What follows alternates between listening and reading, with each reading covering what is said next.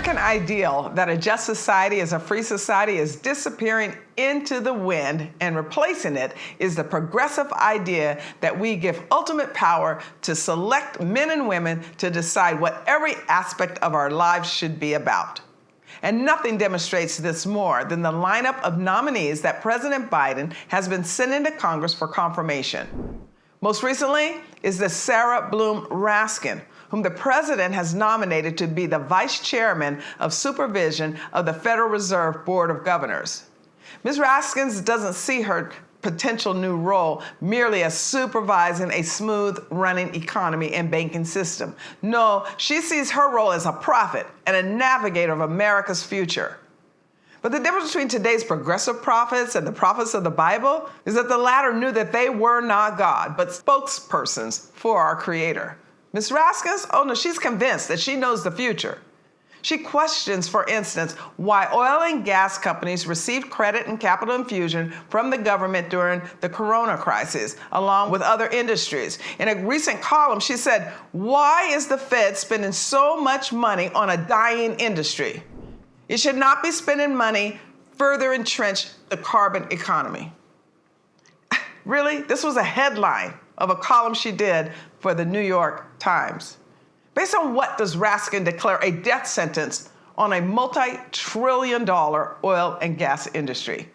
Oh, we don't know. She's a prophet.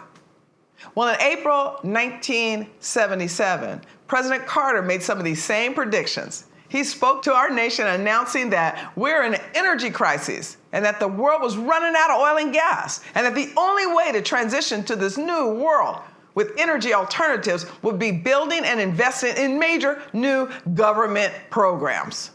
Well, the result of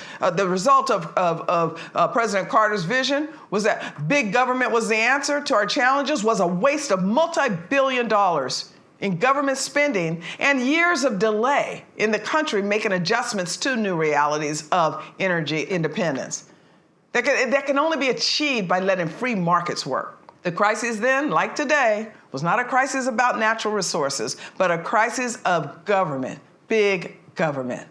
And too many Americans bought these distortions that they needed more, much more, not much less government.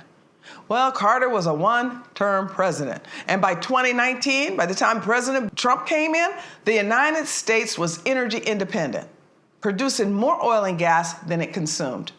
Look, it's not the job of politicians or the government to decide what America's future should or should not look like. It's not their job to decide what industries should flourish, which ones should fail, which ones should live, which ones should die. No, that's us as the consumers decide what we want.